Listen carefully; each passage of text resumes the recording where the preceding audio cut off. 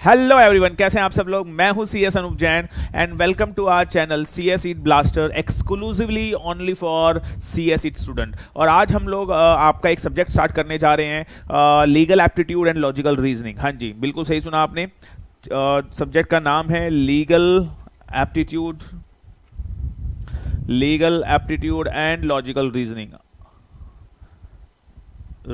हाँ जी, और जैसे मैंने आपको अपनी पहली वीडियो में बताया था, ये पूरा पेपर 50 मार्क्स का है एंड वी मेक श्योर आपके इस सब्जेक्ट में 50 में से 50 ही आए।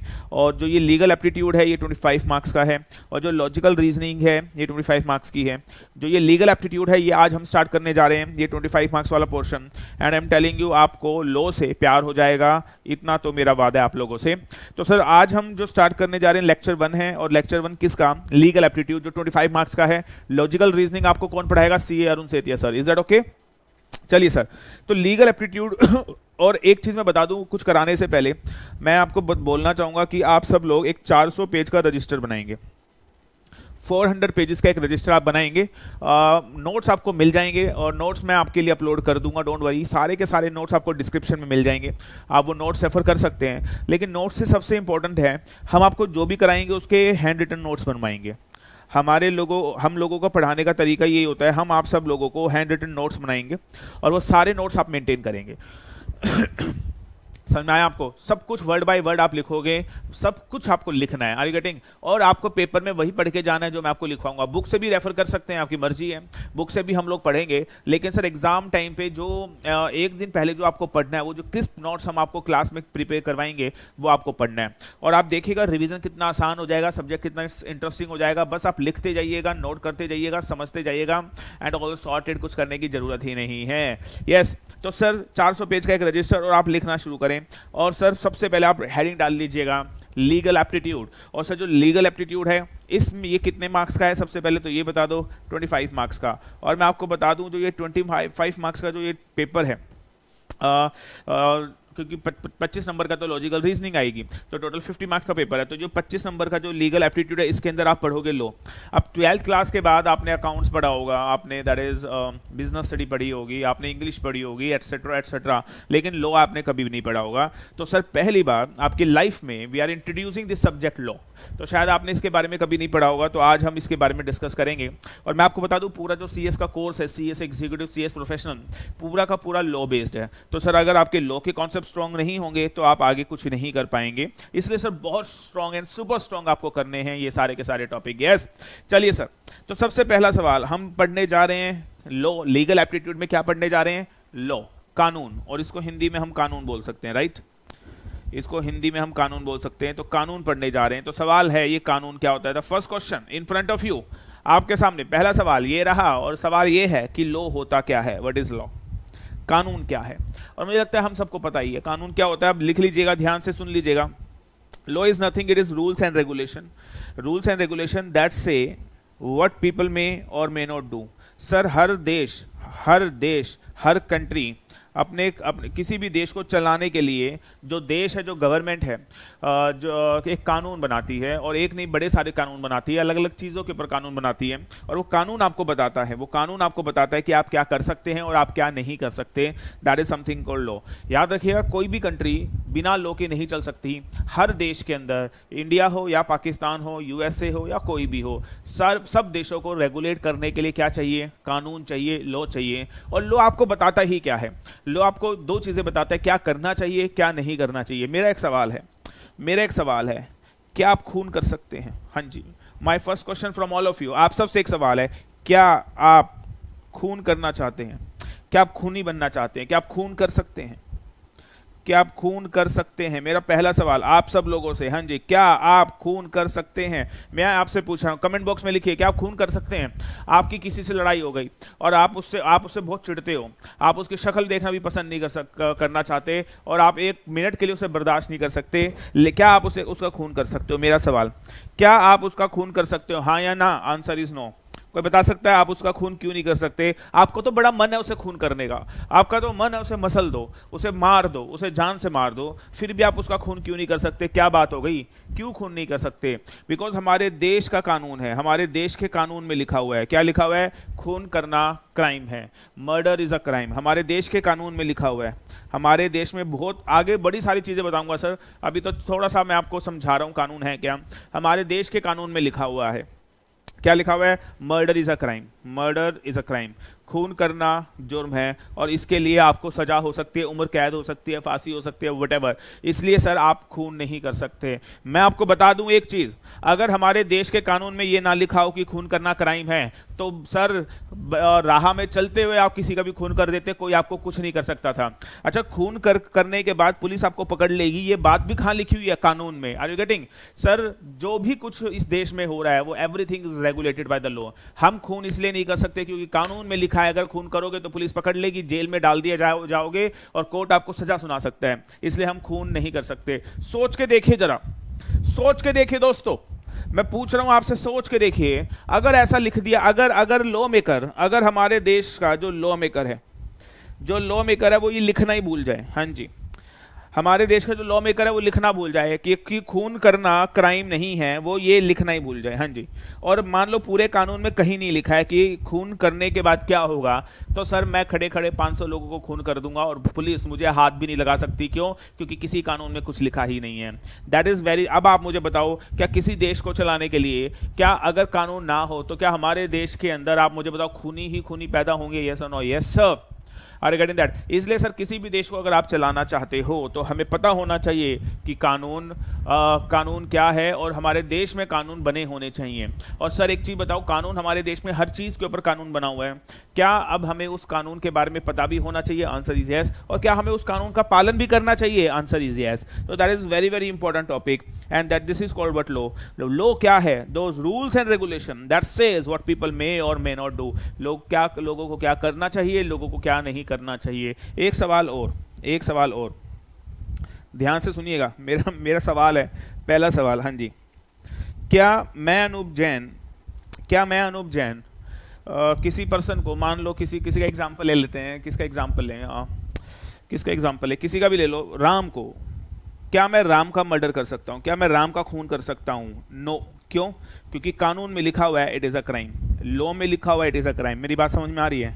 दूसरा, अब ध्यान से सुनिए, क्या मैं Anoop Jain, listen carefully now, क्या मैं अनूप जैन खून कर सकता हूं, मर्डर कर सकता हूं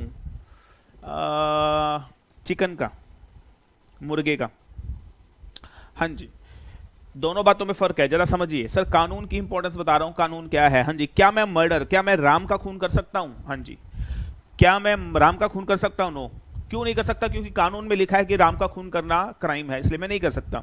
लेकिन चिकन, मुर्गा, क्या मैं मुर्गे को हलाल कर सकता हूं? क्या मैं मुर्गे को मार सकता हूं? क्या मैं उसका मर्डर कर सकता हूं? उसको भी मारना, वो जो लोग जो कसाई होते हैं वो क्या लेते हैं, इतनी बड़ी छुरी से लेके उसकी बेचारे की गर्दन काट देते, दैट इज अ मर्डर और नॉट? यस सर, मुर्गे का मर्डर कर दिया आपने। तो क्या मैं अनूप जैन चिकन, गोट, क्या इसका मर्डर कर सकता हूं? यस, बिल्कुल कर सकता हूं। अब आप मुझे बताओ, मैं चिकन का मर्डर क्यों कर सकता हूं? बिकॉज हिंदुस्तान के कानून में ऐसा लिखा ही नहीं कि चिकन को मारना, मुर्गे को मारना या बकरे को मारना क्राइम है, इसलिए आप डेफिनेटली लॉ में क्राइम नहीं लिखा, इसलिए आप वो काम कर सकते हैं। याद रखिएगा, लॉ क्या है? कुछ ऐसे रूल्स और कुछ ऐसे रेगुलेशन जो कहते हैं कि लोग क्या कर सकते हैं, लोग क्या नहीं कर सकते। अच्छा, अगर कानून में लिख दिया जाए, बच्चों मुझे बताओ, अगर कानून में दोस्तों लिख दिया जाए, बोलो क्या? कानून में अगर लिख दिया जाए कि मुर्गे को मारना भी क्राइम है, तो हम हिंदुस्तान में किसी भी मुर्गे को भी नहीं मार पाएंगे, क्योंकि सर वो क्राइम बन जाएगा। इसलिए सर ये हमें पता होना चाहिए कि कानून क्या है, कानून में क्या लिखा है और उसे हमें पालन भी करना चाहिए। तो that is the meaning of law. Hope you understand. बहुत ही सिंपल शब्दों में मैंने आपको समझा दिया what the meaning of law, what law is all about. एक बार दोबारा से सारे के सारे समझेंगे, लॉ क्या है? It is a rules and a regulation. और जो ये कौन बनाता है, ये रूल्स रेगुलेशन कौन बनाता है? देश बनाता है, कंट्री बनाता है। और ये भी बात करेंगे कि कानून बनता कैसे किसी भी देश में। That says what people may और मे नॉट डू। तो लोग क्या कर सकते हैं, क्या नहीं कर सकते, उसी को कानून बोला जाता है। Is that okay with you? अब एक सवाल उठता है, हु मेक लॉ? ये लॉ बनाता कौन है? Who make laws? मेरी बात समझ में आ रही है आपको? Who make laws. The first question for you, the first question for you. हाँ जी, क्या बता सकते हैं हमारे देश में लॉ कौन बनाता है? एनीबॉडी? अब ध्यान से सुनिएगा, अब इंपॉर्टेंट चीज है, अब इंपॉर्टेंट चीज, अब ध्यान से सुन लीजिएगा। India is a democratic country, India is a democratic country. अब ध्यान से सुन ले सारे के सारे अब, और लिखना शुरू करें। अभी मैं आपको कोई चैप्टर नहीं पढ़ा रहा हूं, मैं आपको एक बेसिक कॉन्सेप्ट सिखा रहा हूं। India is a democratic country, और आप सबको पता है इंडिया में ड्यूअल गवर्नमेंट सिस्टम है। डफरो 12वीं क्लास में हो तुम, 12वीं पास हो गई है तभी तो CS सीट का एग्जाम दे रहे हो, क्या तुम्हें इतना भी नहीं पता देश में ड्यूअल गवर्नमेंट है? अब आप बोलोगे ड्यूअल गवर्नमेंट क्या होती है? एक गवर्नमेंट सेंटर पे बैठी है और एक गवर्नमेंट स्टेट में बैठी हुई है। बोलो हाँ या ना? एक गवर्नमेंट सेंटर में बैठी है, एक गवर्नमेंट स्टेट में बैठी हुई है। बोलो हाँ या ना? कोई बता सकता है मुझे क्लास में बैठा हुआ सेंटर में जो गवर्नमेंट है वो कौन है? बीजेपी, बीजेपी, बीजेपी बैठी हुई है, ये सर नो? तो BJP is a centre government, और प्राइम मिनिस्टर कौन है? मिस्टर मोदी। और हमारे देश में इतने सारे स्टेट हैं, हर स्टेट में अलग स्टेट गवर्नमेंट है, स्टेट गवर्नमेंट है। कोई बता सकता है दिल्ली के अंदर जो स्टेट गवर्नमेंट है वो कौन है? दिल्ली के अंदर किसकी गवर्नमेंट है? आम आदमी पार्टी की, आम आदमी पार्टी की। मेरी बात समझ में आ रही है? आम आदमी पार्टी की। तो ध्यान से सुनिएगा, हमारे पास ड्यूअल गवर्नमेंट सिस्टम है, सेंटर पे एक गवर्नमेंट है और हर स्टेट में अलग अलग गवर्नमेंट है। कहीं पे कोई गवर्नमेंट है, कहीं पे कांग्रेस की है, कहीं पे बीजेपी की है, दिल्ली में आम आदमी पार्टी की है। तो that is something the dual government system. Is that okay? तो लिख लीजिएगा, जो हमारे देश में कानून है, जो हमारे देश में लॉ है, वो भी दो लेवल पे बनता है। लिखिएगा, एक सेंटर लेवल पे लॉ बनता है, एक सेंटर लेवल पे लॉ बनता है, ध्यान से सुन लेना जो बता रहा हूं, और एक स्टेट लेवल पे लॉ बनता है। हाँ जी, तो हमारे देश में लॉ दो लेवल पे बनता है, एक सेंटर लेवल पे बनता है और स्टेट लेवल पे बनता है। मेरी बात समझ में आ गई? जो लॉ सेंटर लेवल पे बनता है वो पूरे इंडिया पे एप्लीकेबल होता है। सारे एग्जांपल दूंगा एक एक करके, पहले जो बता रहा हूं वो सुनिएगा सारे। जब सेंटर लेवल पे लॉ बनता है, जब सेंटर लेवल पे लॉ बनता है तो दैट इज समथिंग वो पूरे इंडिया पे एप्लीकेबल होता है। लेकिन जब स्टेट लेवल पे लॉ बनता है तो वो उसी पार्टिकुलर स्टेट पे एप्लीकेबल होता है, वो उसी पार्टिकुलर स्टेट पे एप्लीकेबल होता है। मैंने बहुत सिंपल शब्दों में बताया, दोबारा लॉ कौन बनाता है अभी बताऊंगा, पहले सुन लीजिएगा। मैंने बोला हिंदुस्तान में ड्यूअल गवर्नमेंट है, एक सेंटर गवर्नमेंट और एक स्टेट गवर्नमेंट है, और हमारे देश में जो कानून बनते हैं वो दो लेवल पे बनते हैं, एक सेंटर लेवल पे बनता है, एक स्टेट लेवल पे बनता है। सेंटर लेवल पे जो लॉ बनेगा it is applicable all over India, state level पे जो लॉ बनेगा वो it is applicable only in that particular state जो स्टेट उसे बना रहा है। क्या इतनी सी बात समझ में आ रही है? आनी भी चाहिए, कुछ मुश्किल तो था नहीं। लिखेगा, अब जो लॉ है, अब मैंने आपको बताया वो दो लेवल्स पे बन रहा है। कौन कौन से दो लेवल पे बन रहा है? ध्यान से सुनिएगा। पहला बन रहा है दैट इज सेंटर लेवल पे, सेंटर लेवल पे, ध्यान से सुनिएगा। और दूसरा बन रहा है that is at the state level पे, स्टेट लेवल पे। बात समझ में आ रही है? अब ध्यान से सुनेंगे, सेंटर लेवल पे लॉ कैसे बनता है और स्टेट लेवल पे लॉ कैसे बनता है, ये सारा समझा रहा हूं एक एक करके, बड़े प्यार मोहब्बत से ध्यान से सुनिए। सेंटर लेवल पे सबसे पहले स्टेप 1, सेंटर लेवल पे लॉ कैसे बनता है? Step 1, drafting of law. Sir जो लॉ बनाते हैं अथॉरिटीज बिठाई जाती हैं, और जो लॉ बनाना है उसकी ड्राफ्टिंग होती है कि कानून में क्या क्या होना चाहिए, उसकी प्रॉपर ड्राफ्टिंग होती है। मेरी बात समझ में आ रही है? उसके बाद लॉ ड्राफ्ट होने के बाद स्टेप 1 के बाद लिखिएगा स्टेप 2, स्टेप 2। फिर वो लॉ चला जाता है दैट इज पार्लियामेंट के पास, और आप सबको पता होना चाहिए पार्लियामेंट में दो हाउसेस हैं, दैट इज लोकसभा, मालूम है नहीं मालूम है, आपने 11वीं 12वीं में पढ़ा होगा, राज्यसभा, और इसी को क्या बोला जाता है? पार्लियामेंट। तो parliament has to houses, parliament has to houses, one is Lok Sabha and Rajya Sabha. तो वो जो ड्राफ्ट लॉ बना है, वो जो ड्राफ्ट लॉ बना है उसे पहले कौन अप्रूव करेगा? लोकसभा, और फिर कौन अप्रूव करेगा? Rajya Sabha, Rajya Sabha. Are you getting that? तो सर सबसे पहले लॉ की ड्राफ्टिंग की गई, फिर वो पार्लियामेंट से अप्रूव करवाया गया।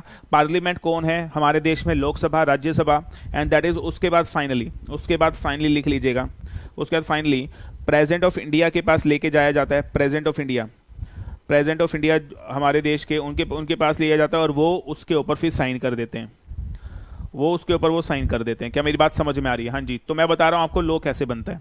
तो सबसे पहले क्या होता है? लॉ की ड्राफ्टिंग की जाती है, फिर पार्लियामेंट से अप्रूव करवाया जाता है, और पार्लियामेंट हमारे देश में दो हाउसेस से मिलकर बनाए, that is upper house, lower house. एक है लोकसभा, एक राज्यसभा।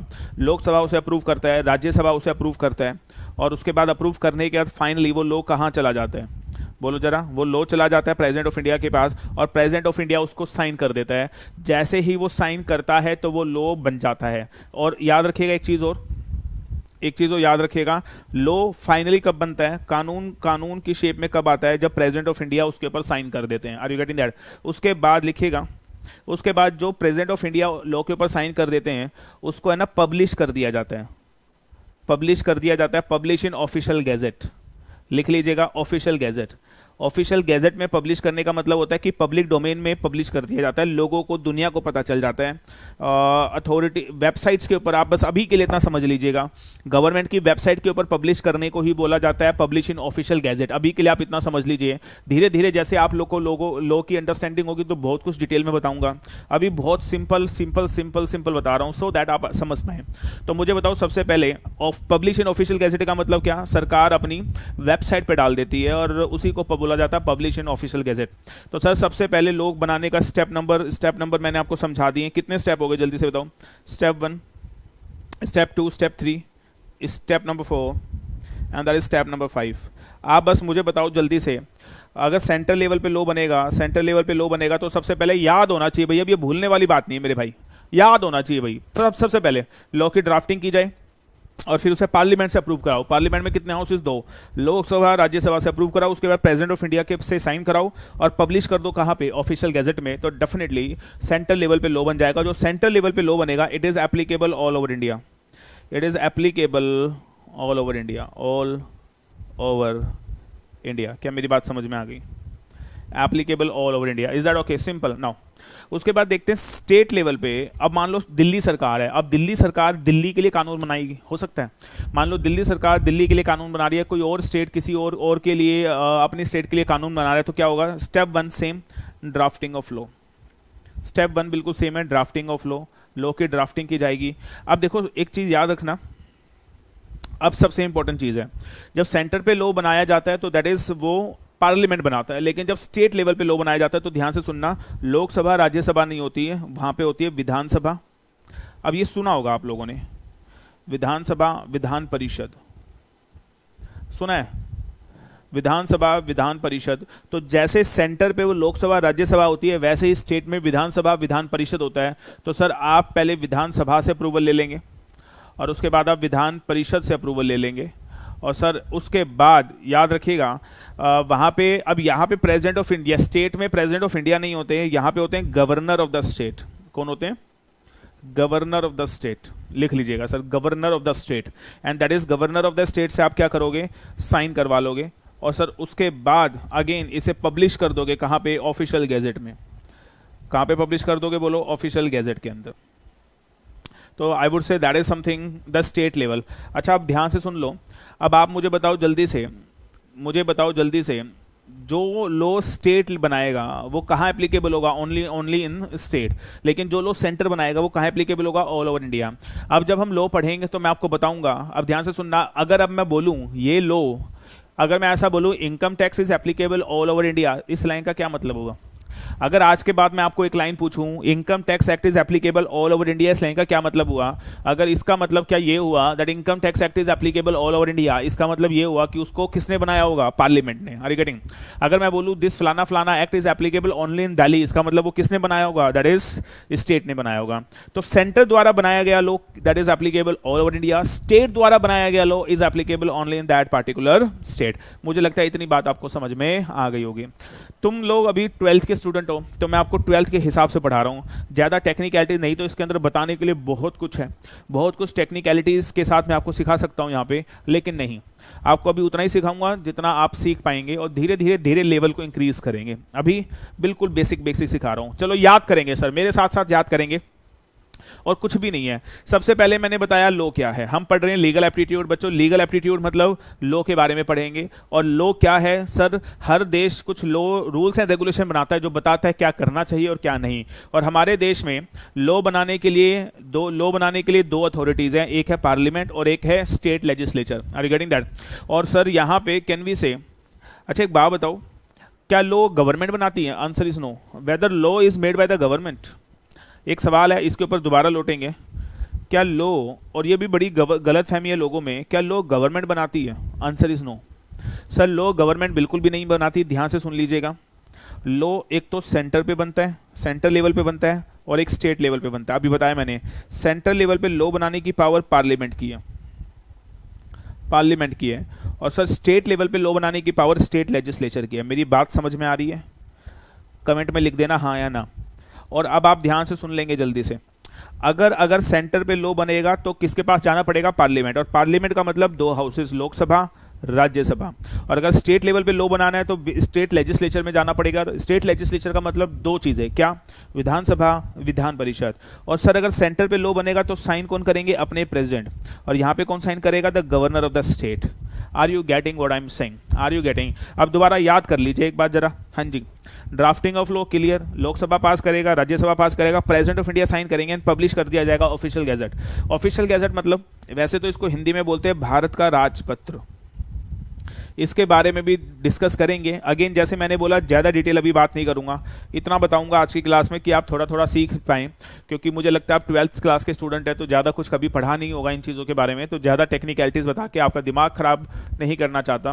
भारत का राजपत्र एंड डेफिनेटली वो वेबसाइट के नाम हैं, बड़ी सारी चीज़ें हैं, वो अभी कुछ डिस्कस नहीं करेंगे।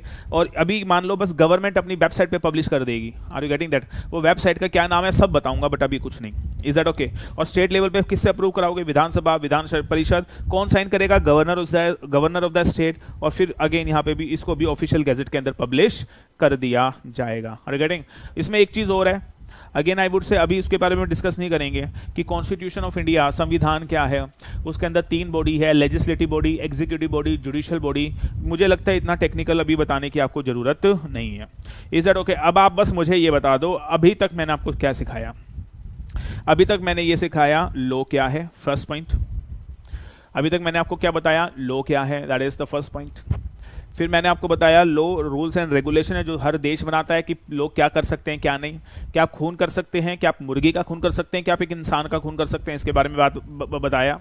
अच्छा, क्या आप गाय का खून कर सकते हैं? अब अ सेंसिटिव इशू, क्या आप गाय का खून कर सकते हैं? सोच के देखिए, इसका जवाब कमेंट में लिखिए। हाँ जी, can you murder anybody in the class? अगर आप मेरे को यूट्यूब पे कमेंट बॉक्स में लिख दें, I would be really happy. Can you murder a cow in India?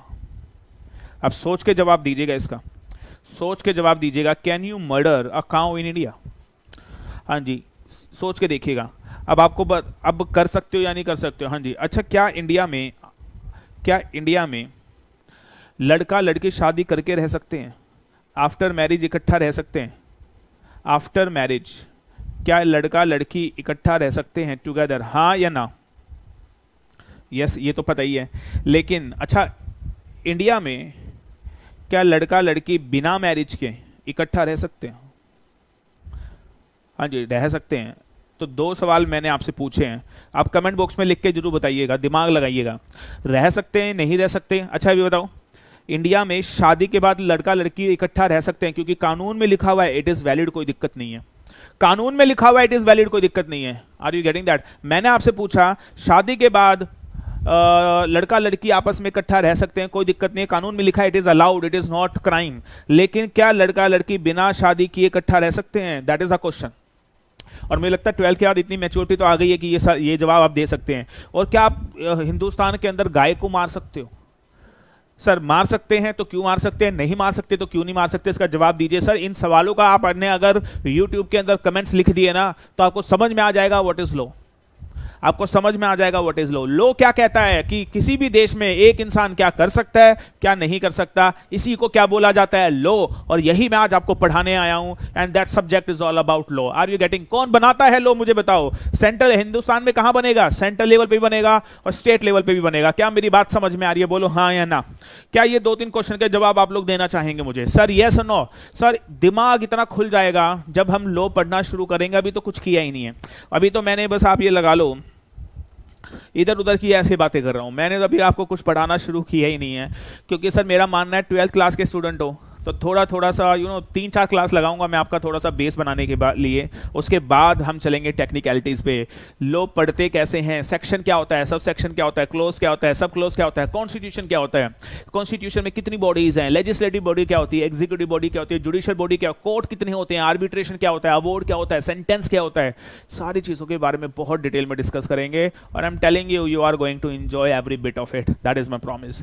Anyways sir, अभी इसके बारे में अब ध्यान से सुन लीजिएगा, मेरे 2 सवालों के आप बस जवाब दे देना आज। पहला सवाल, क्या आप काऊ को मार सकते हो, हाँ या ना? और दूसरा, क्या बिना शादी किया आप, अच्छा एक और सवाल पूछता हूं, क्या एक इंसान मिस्टर ए हिंदुस्तान में वो हिंदू है, ध्यान से सुन लेना मेरी बात, हाँ जी, क्या वो 2 शादी कर सकता है? क्या वो 2 शादी कर सकता है? लिखिएगा नो। नो, अब ध्यान से सुन लीजिएगा मेरी बात, ध्यान से सुन लीजिएगा, नो नहीं कर सकता, क्योंकि हिंदू लॉज में लिखा हुआ है, एज पर हिंदू लॉ में लिखा हुआ है 2 शादी करना नॉट अलाउड। लेकिन क्या एक मुस्लिम 2 शादी कर सकता है? आंसर इज यस, क्योंकि मुस्लिम लॉ में लिखा हुआ है, यस वो कर सकता है। Are you getting? यानी मैं एक बात बोलना चाहूंगा आपको, हिंदुस्तान में जो हो रहा है, जैसे हो रहा है, वो सिर्फ इसलिए हो रहा है क्योंकि कानून में लिखा हुआ है। मेरी बात समझ में आ रही है? हिंदू यानी मैं हिंदू, आप हिंदू, सर एक हिंदू 2 शादी नहीं कर सकता बिकॉज ये क्राइम है, लॉ में लिखा हुआ है। लेकिन उसी टाइम पे एक मुस्लिम, हमारे देश में आपको पता है, क्या आपको पता है इंडिया में हिंदू भी रहते हैं, मुस्लिम भी रहते हैं, क्या आपको पता है ये बात? Do you know that? अरे ओ प्यारो, क्या तुम्हें ये बात पता है हिंदुस्तान में हिंदू भी रहते हैं, मुस्लिम भी रहते हैं? क्या आपको ये बात पता है, हाँ या ना? Do you know that? Do you know that? हाँ जी, डू यू नो इंडिया में हिंदुस्तान भी रहता है, मुस्लिम भी, और ऐसा बोला जाता है पाकिस्तान से ज्यादा मुस्लिम हमारे देश में रहते हैं। Hindus are regulated by Hindu laws and Muslim are regulated by the Muslim laws. Sir पूरा देश is all about the laws. हमारे देश में अगर एक पत्ता भी हिलता है वो इसलिए हिलता है क्योंकि उसे लॉ रेगुलेट कर रहा है। याद रखिएगा, कोई भी देश बिना कानून के, बिना लॉ के नहीं चल सकता। Are you getting that? कोई भी देश बिना लॉ के नहीं चल सकता, और लॉ होना जरूरी है, अनिवार्य है, मैंडेटरी है, तभी देश चलते हैं। यस और no? Yes sir. Are you getting? And we company secretary is all about the law. Sir पूरा देश किसके ऊपर डिपेंड है? लॉ के ऊपर। और उस लॉ को रेगुलेट करने वाला प्रोफेशन कौन? The ultimate, the outstanding, the company secretary. बात करेंगे कंपनी सेक्रेटरी के बारे में बहुत डिटेल में, और जिस दिन कंपनी सेक्रेटरी का चैप्टर होगा, मैं कह रहा हूं तुम फैन हो जाओगे सीएस के। वेट करो, कंपनी सेक्रेटरी का चैप्टर भी कराऊंगा आपको, उसकी होता कौन है ये सीएस, करता क्या है ये सीएस, सीए बड़ा या सीएस, ये पूछते हैं ना आपके रिलेटिव्स, आपके भाई बहन दोस्त पूछते हैं ना सीए बड़ा या सीएस। बताऊंगा आपको एक दिन कि सीए बड़ा या सीएस, और देना उन सबको जवाब कि कौन बड़ा है। एनीवेज भावनाओं में मत बहो, बात को समझो। Hindu laws, Muslim law. तो हिंदू लॉ बोलता है सर हिंदू का जो कानून है हमें हिंदू लॉ रेगुलेट करता है। दोस्तों हिंदू के जो कानून है, हिंदू के जो लॉज हैं, वो बोलते हैं एक हिंदू 2 शादी नहीं कर सकता। क्या मेरी बात समझ में आ रही है? नहीं कर सकता, वो नहीं कर सकता। लेकिन मुस्लिम लॉ बोलता है, ध्यान से सुन लेना, एक मुस्लिम चाहे तो 1 से ज्यादा शादी कर सकता है, वो 2 शादी कर सकता है, कोई दिक्कत नहीं है। मेरी बात समझ में आ रही है? Are you getting that? तो हिंदुस्तान के अंदर भी ऐसा होता है, 2 मैरिजेस और 1 से ज्यादा मैरिजेस अलाउड है। मेरी बात समझ में आ रही है? देखो, अब देखो मैं आपको समझाता हूं, एक एग्जाम्पल सुनिएगा जरा। What is the power of law? Sir law से पावरफुल कोई भी नहीं है। आई am telling you, law is above all. मैं हमेशा एक चीज बोलता हूं, लॉ इज अबव ऑल। मैं हमेशा ये बात में बिलीव करता हूं और आप लोगों को भी बिलीव करना चाहिए, लॉ इज अबव ऑल। अब समझिए मैं कहना क्या चाह रहा हूं। क्या प्राइम मिनिस्टर लॉ के ऊपर है या प्रेसिडेंट ऑफ इंडिया लॉ के ऊपर है? कोई भी लॉ के ऊपर नहीं है, लॉ सबसे ऊपर है। याद रखिएगा, लॉ नहीं तो कोई नहीं। हुआ क्या, धर्मेंद्र का किस्सा बताता हूं आपको आज। चलो तुम भी क्या याद रखो, धर्मेंद्र।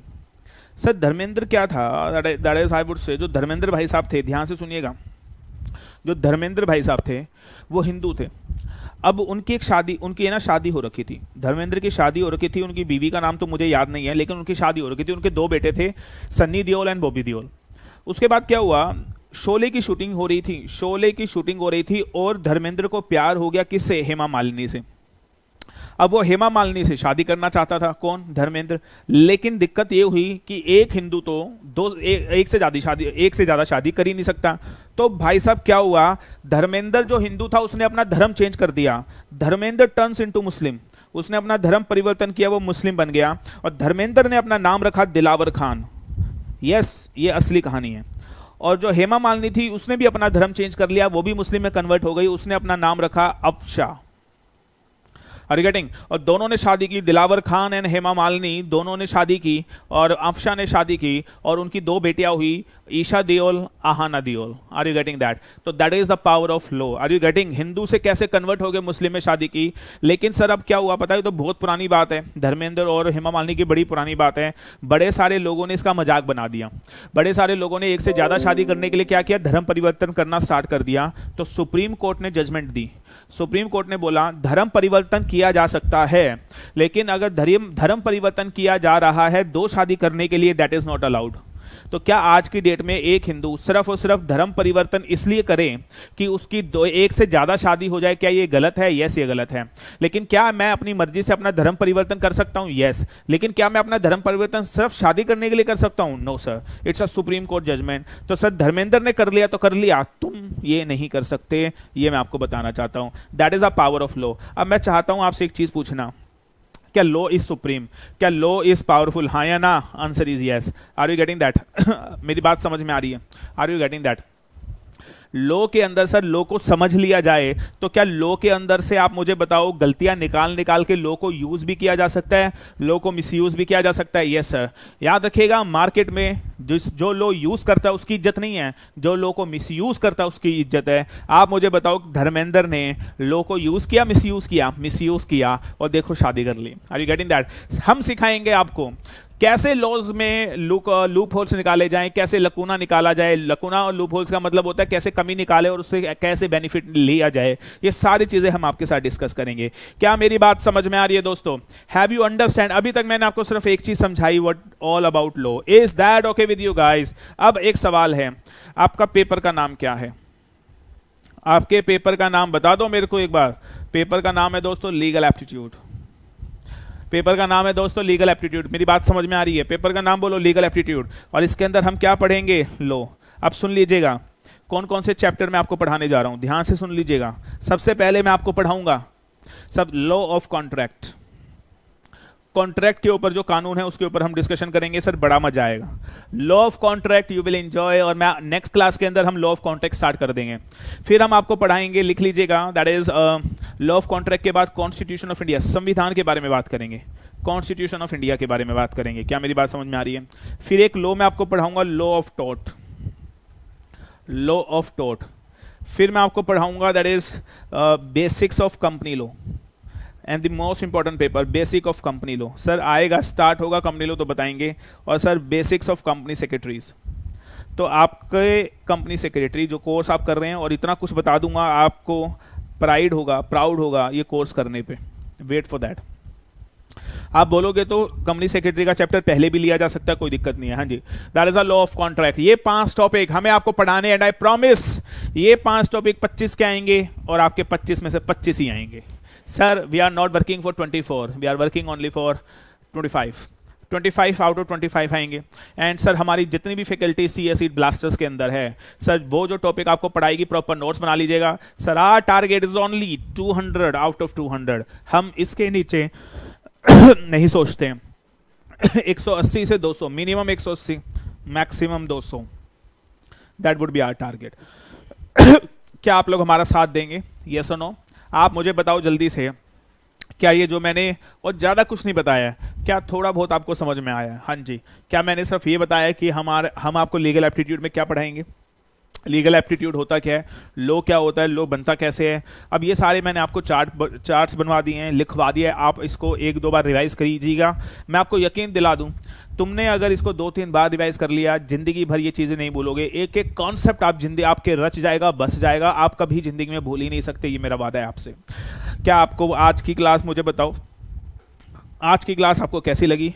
मैं बड़ा इंतजार करूंगा आपके कमेंट्स का। कमेंट्स लिख के जरूर बताइएगा कि आपको ये वाली क्लास कैसे लगी, और I would be very happy अगर आपको ये क्लास पसंद आई तो आई am telling you, next class में अब हम सबसे पहले, नेक्स्ट क्लास जब होगी तो उसके अंदर हम आपको सबसे पहले क्या करवाएंगे, स्टार्ट ही क्या करवाने वाले हैं, law of contract. And I promise जो लॉ ऑफ कॉन्ट्रैक्ट हम आपको सिखाएंगे, आपको कहीं ऐसा कंटेंट देखने को नहीं मिलेगा, ये मेरा वादा है। ठीक है सर, एक रजिस्टर बना लीजिएगा, और हमारे इस चैनल CS ब्लास्टर पे बाकी फैकल्टीज की भी भी क्लासेस जल्दी अपलोड होने वाली हैं, एक एक करके सारी क्लासेस अपलोड होंगी, सबको देखिए, सबको फीडबैक दीजिए और क्या इंप्रूवमेंट की गुंजाइश है वो भी हमें बताइए, सो दैट हम वो इंप्रूवमेंट करें। Is that okay with you? चलिए सर दोस्तों, आज की क्लास के लिए इतना ही, and rest of the thing वो discuss in the next class. Thank you very much.